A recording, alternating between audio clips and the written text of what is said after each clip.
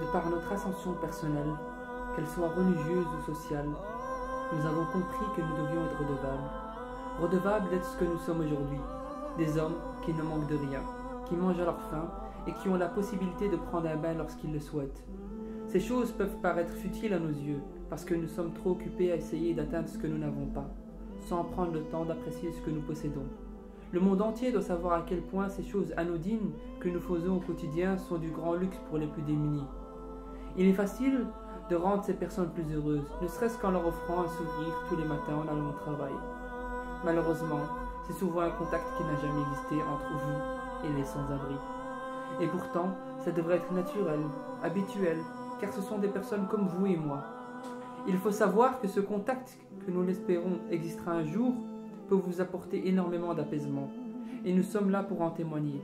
C'est un plaisir quotidien de se sentir utile, de savoir que nous apportons un peu de nous-mêmes à autrui, et que la générosité se traduit surtout par un don de soi.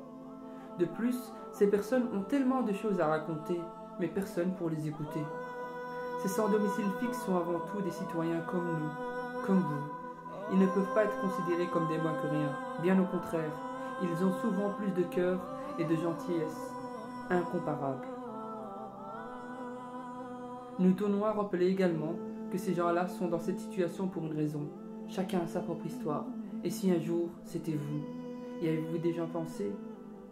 Méditez un instant. Imaginez-vous tout perdre du jour au lendemain. Une longue descente vers les ténèbres. Vous êtes licencié de votre travail. Vous n'avez plus de quoi vous payer un logement.